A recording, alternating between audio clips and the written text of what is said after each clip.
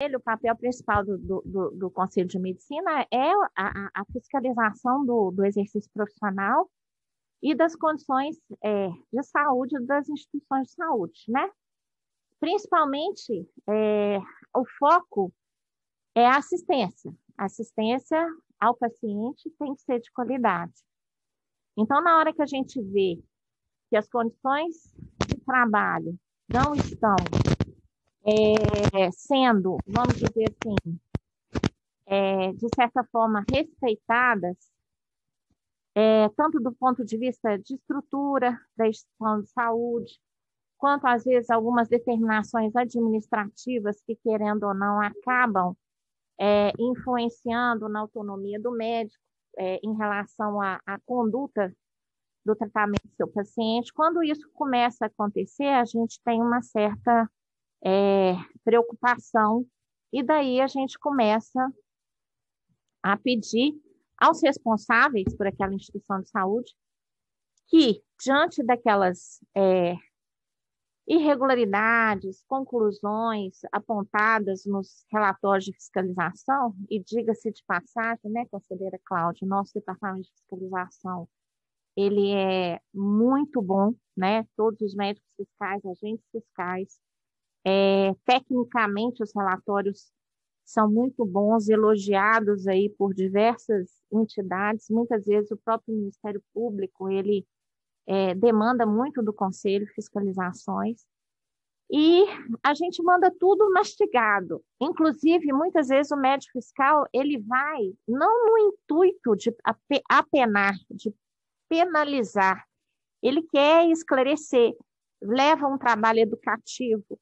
Muitas vezes a gente tem o responsável do departamento de estabelecimento de saúde falando, como que eu vou fazer isso que está apontado como irregular no relatório? O agente fiscal, o médico fiscal vão lá, dão todas as dicas, as resoluções que têm que ser obedecidas para que aquilo seja realizado e corrigido, né?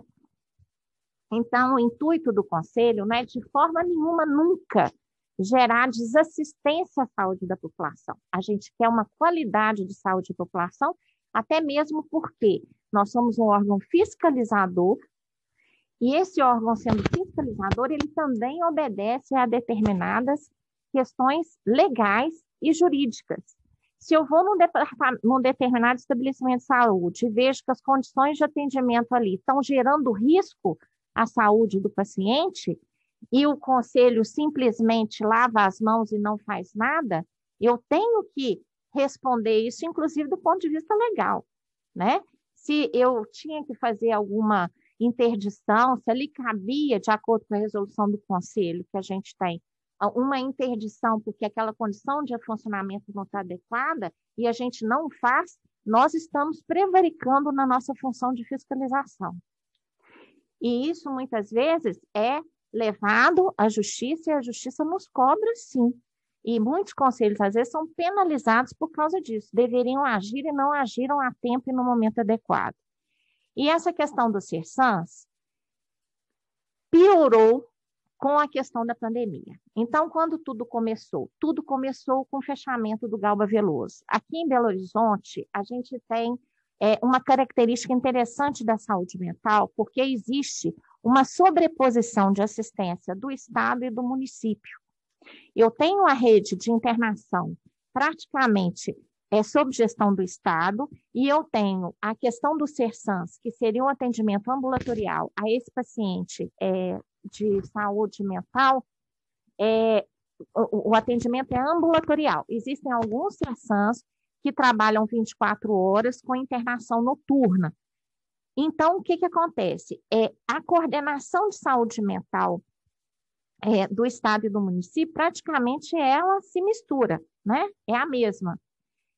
Quando houve o fechamento do Hospital Galba Veloso, e isso gerou, na época, um desdobramento realmente grande dentro da assistência psiquiátrica, porque o Galba, ele recebia muitos pacientes também vindos do interior do estado de Minas.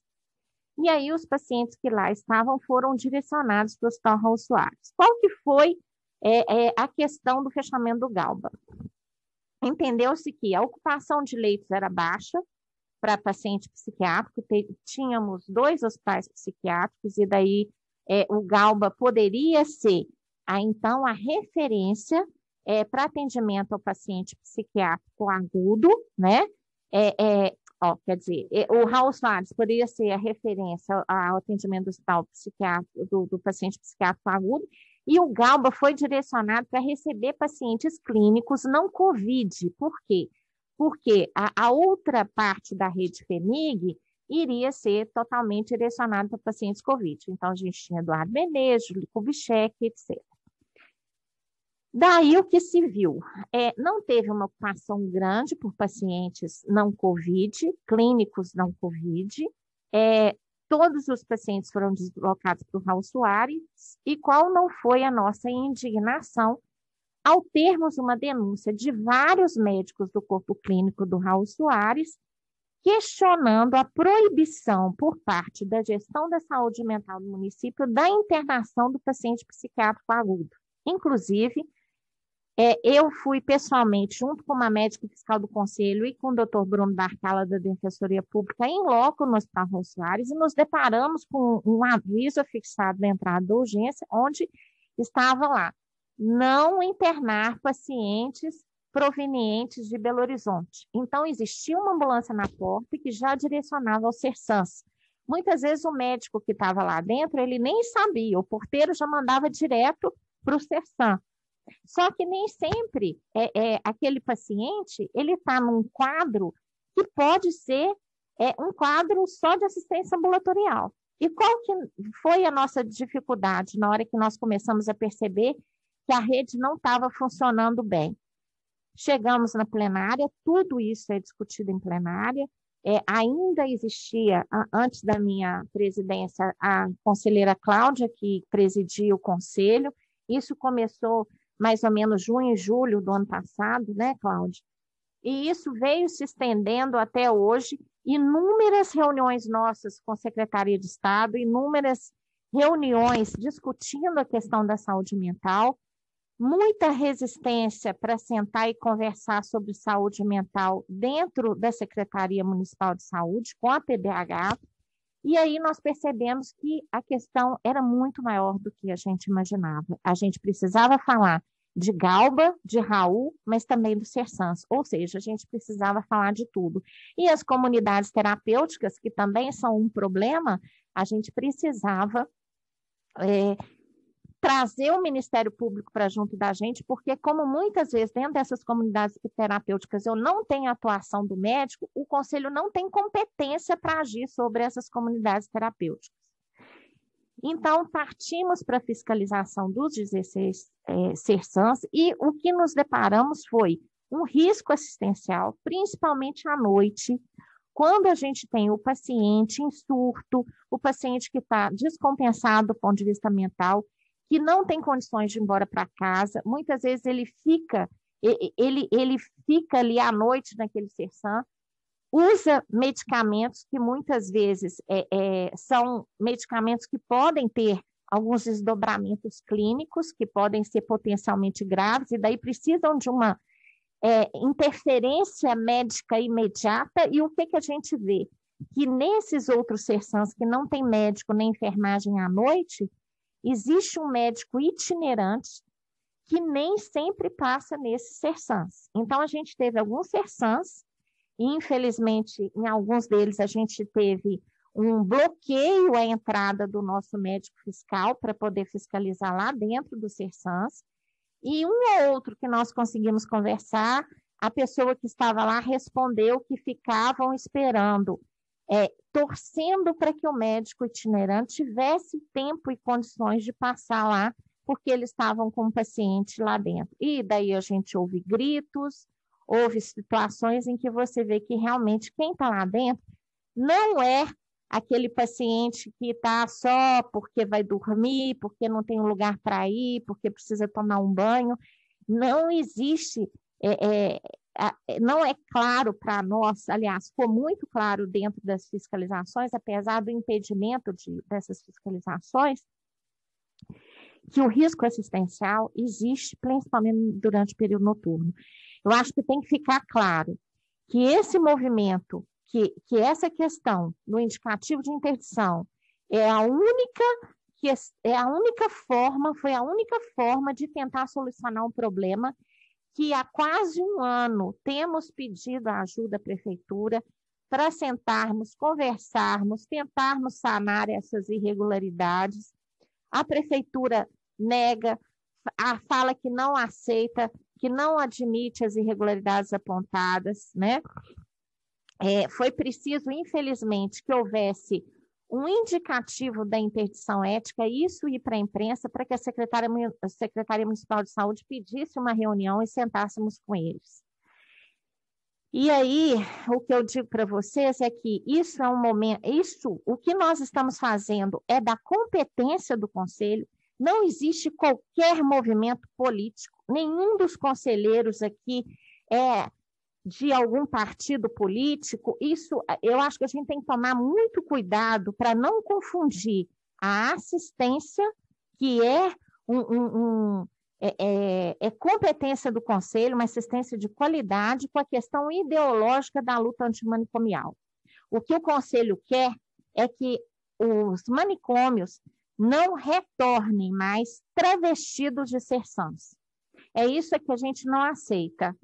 A gente quer uma assistência de qualidade, a gente quer que o número de evasões de pacientes que estão descompensados e que vão para as ruas se reduza. A gente sabe que é um dos maiores problemas do Serçans, porque eles não têm estrutura para isso, é a evasão dos pacientes, os usuários de drogas principalmente. Então, a gente sabe que existe um desequilíbrio assistencial desses pacientes, daí eles ficarem realmente em momentos de surto e daí levando a risco tanto a eles quanto aos seus familiares e assim se fala, né? Então, eu acho que a gente tem que tomar muito cuidado com isso. O que o Conselho está fazendo é o papel dele. E daí a interdição acontece quando é uma medida extrema, o Conselho não fica satisfeito de fazer isso, e ele só pode agir sobre o corpo médico. A gente não tem competência de sanitária, de vigilância sanitária, para ir lá e fechar o estabelecimento. O que a gente fala é, médico, você não pode trabalhar aqui porque você não tem uma condição de exercer a sua medicina de forma ética, porque você está trabalhando dessa forma, você não está garantindo assistência de qualidade ao paciente psiquiátrico agudo. Eu acho que é basicamente isso. Cláudia, me ajuda se eu esqueci de alguma coisa.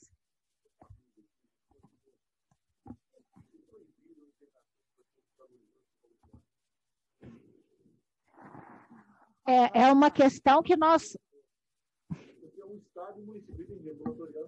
Sim.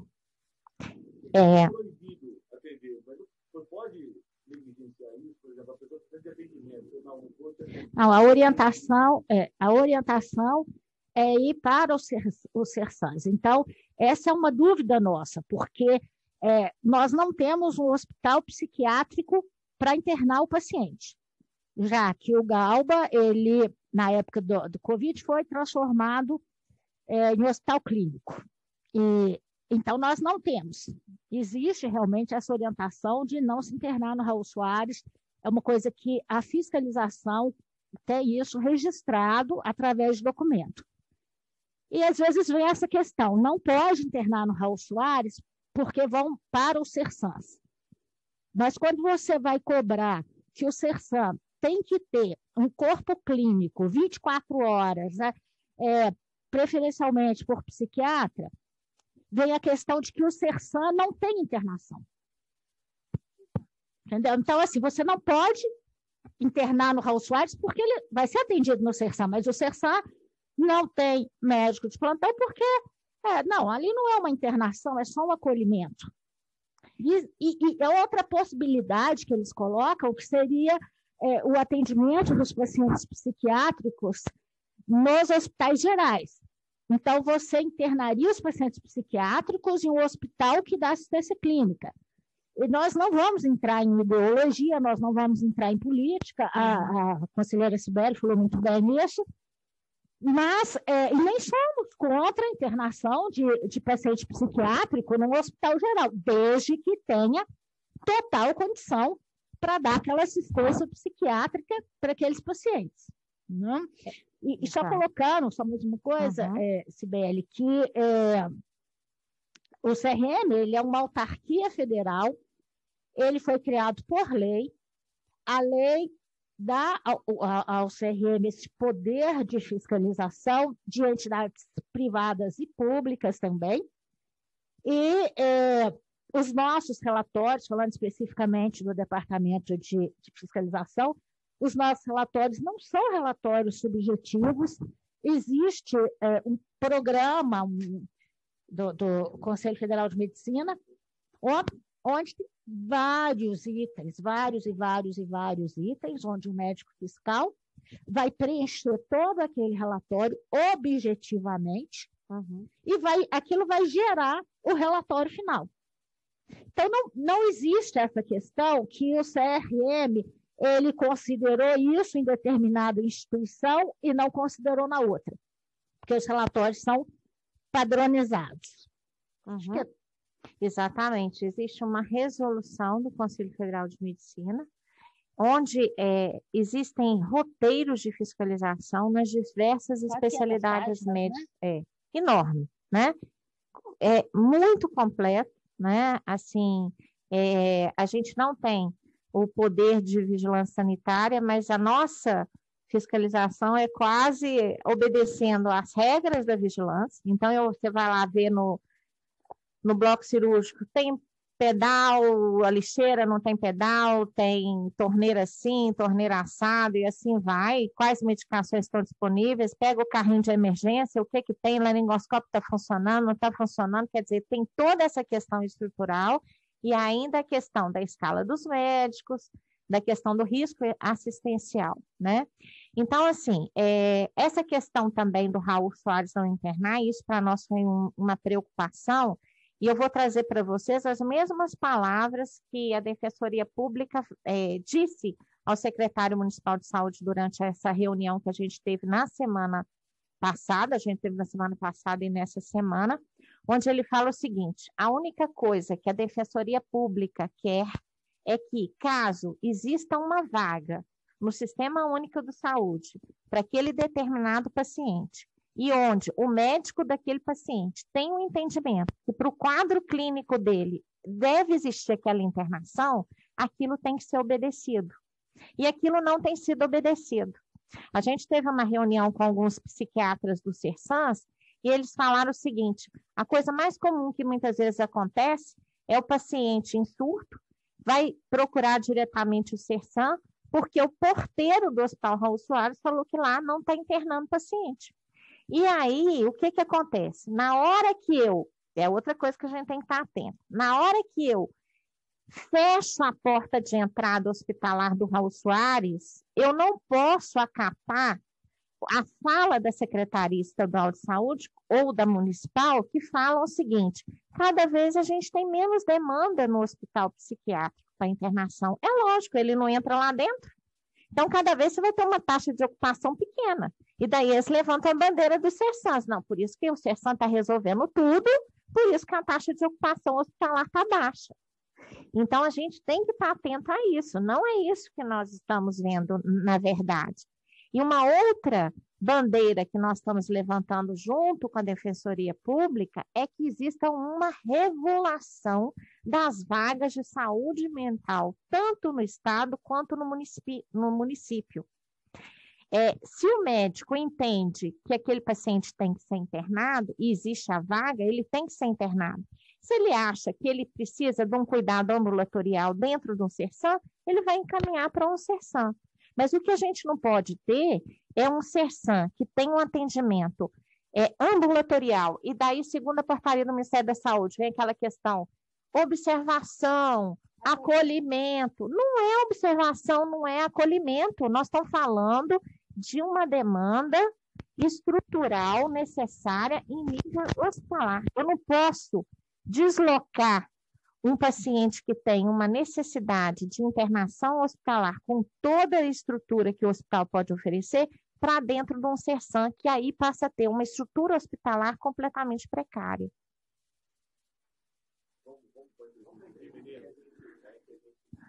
Só para a senhora se identificar, até mesmo os nossos editores saberem quem é quem. Certo.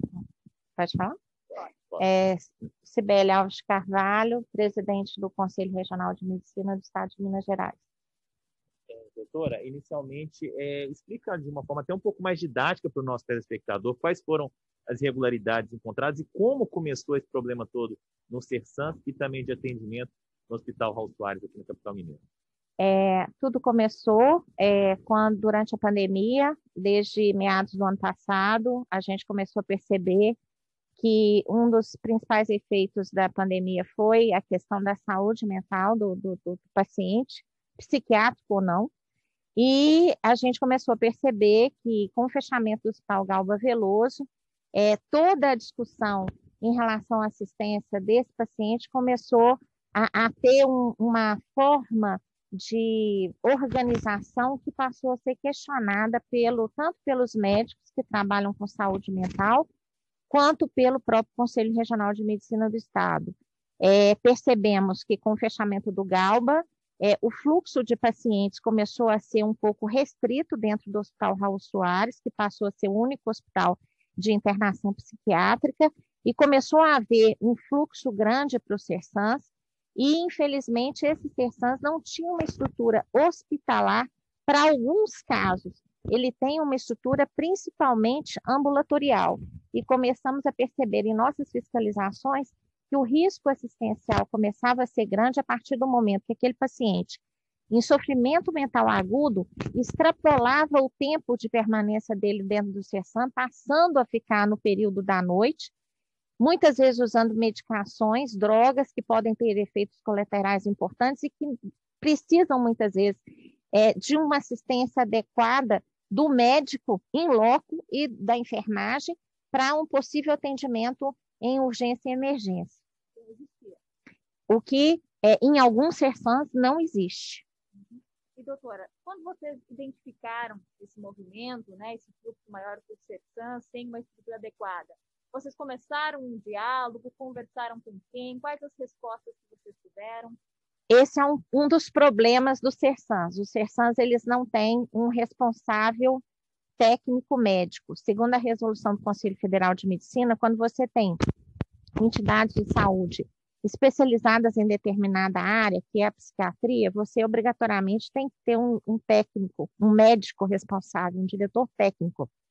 E daí, a gente não consegue ter respostas, por exemplo, o número de médicos que lá trabalham, qual é a estrutura que está sendo colocada, as escalas de plantão. Então, a gente tinha que se reportar ao secretário municipal de saúde. E, infelizmente, a prefeitura sempre dizia que ela não acatava as irregularidades, ela não reconhecia as irregularidades colocadas nos nossos relatórios de fiscalização em relação à saúde mental do município. Doutora, a prefeitura, inclusive, segue com esse posicionamento de não entender e não acatar mesmo as irregularidades que vocês dizem, né? Infelizmente, a partir daquele momento em que tomou-se a decisão em plenária, tá? Ninguém aqui tira da cabeça e decide, são 40 conselheiros conversando passo a passo das fiscalizações. No momento que decidiu-se por iniciar uma interdição ética, onde a prefeitura foi notificada, deu-se um prazo de 30 dias, e infelizmente não recebemos qualquer resposta, e daí começamos a anunciar que efetivamente a interdição ela ia ser realizada, e divulgamos isso em nota oficial do Conselho, divulgamos nas mídias sociais do Conselho e na imprensa, que a Secretaria Municipal de Saúde se atentou para o que estava acontecendo e pediu uma reunião com o Conselho na semana passada. Doutora, a senhora falou na coletiva que tem medo que os Sersans se tornem manicômios travestidos de estruturas. Explica um pouco mais para o nosso espectador esse receio. Eu quero deixar claro que este conselho ele não tem nada a ver com questões políticas e nem ideológicas, mas a gente sabe que a questão da internação do paciente psiquiátrico é representada pela luta antimanicomial. O que a gente tem se preocupado é que pacientes em surto, eles precisam muitas vezes da internação.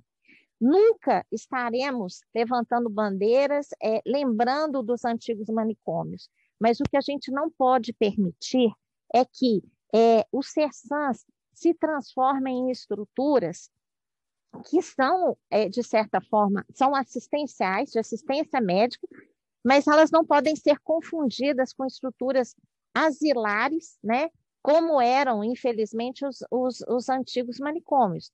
Ali o paciente ele tem que ser bem cuidado, o paciente principalmente ambulatorial, e caso em algum momento da vida dele ele precise de uma internação porque ela é necessária, para que ele não coloque em risco ele mesmo ou quem está ao lado dele, ele precisa de um leito hospitalar e ele tem direito a esse leito hospitalar, só que ele não está tendo acesso a esse leito, infelizmente.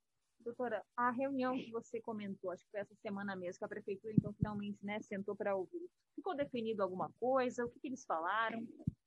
Na verdade, a prefeitura ela tem um pouco de dificuldade em acolher essas irregularidades. Ela falou que não tem médicos suficientes na rede para poder ocupar esse espaço dos plantões nesses CERSANs, o que a gente contestou, porque teve um último concurso público para psiquiatria, infelizmente só com 2 vagas no último final de semana, e existiam 84 candidatos inscritos, então falta de médico não existe, né? Então, a gente falou isso com ele, olha, estrutura melhor sua rede, coloque mais enfermeiros e psiquiatras para dar assistência desse paciente que está em surto, né, no CERSAN, estruture seus CERSANs, talvez soubemos, inclusive, que existe propósito do Ministério da Saúde em transformar CERSANs de nível 3 para nível 4, mas existe uma resistência disso, o nível 4 é uma estrutura melhor, né, a gente teve ciência disso essa semana. Então, depois de muita conversa, o secretário municipal de saúde propôs ao Conselho 60 dias para que trouxesse um cronograma para tentar resolver os problemas apontados nos relatórios. Ontem nós tivemos uma plenária do Conselho, onde levamos essa proposta da Prefeitura e a plenária acatou a proposta, entendendo que pela primeira vez pode existir uma possibilidade de realmente resolver a questão da assistência psiquiátrica no município de Belo Horizonte e também no estado, viu, gente? Porque aqui é importante dizer para vocês que se sobrepõe a assistência psiquiátrica em Belo Horizonte e no estado de Minas Gerais. Um grande número de psiquiatras do interior de Minas Gerais tiveram realmente uma dificuldade de encaminhar seus pacientes com o fechamento do Hospital Galba Veloso, e daí eles não têm, muitas vezes, a estrutura naquela sua cidade adequada para atender esse paciente. E Belo Horizonte, de certa forma, reduzindo o número de leitos, impactou toda essa assistência. Presidente, vai ficar claro, então. Então, não serão interditados agora, a Prefeitura tem 60 dias para se posicionar e definir os problemas, ou melhor, resolver os problemas. É isso? Sim, esse conselho, ele está confiando na boa vontade da Secretaria Municipal de Saúde, do seu secretário municipal, que é um médico, e isso a gente entende que ele talvez se sensibilize, porque ele sabe da questão da melhor assistência à saúde de um paciente, e a gente demos crédito à Prefeitura para que ela resolva isso, se Deus quiser, em 60 dias. Aquilo que a senhora falou é importante, de que vocês e a Defensoria Pública estão batalhando para a regulamentação de uma assistência de internação, tanto do município quanto do Estado. Eu gostaria que a senhora falasse aquilo de novo, porque aí sim seria a resolução definitiva do problema e não paliativa, né? Isso, o que a Defensoria Pública alega, e nós também, é que se existe a necessidade da internação hospitalar de um paciente psiquiátrico em surto, em sofrimento mental agudo, se existe essa vaga, ele tem direito a essa vaga. Ele não pode ser impedido de ter uma boa assistência à sua saúde. Tanto Defensoria Pública quanto o Ministério Público tem todos os relatórios de fiscalização dos CERSANs.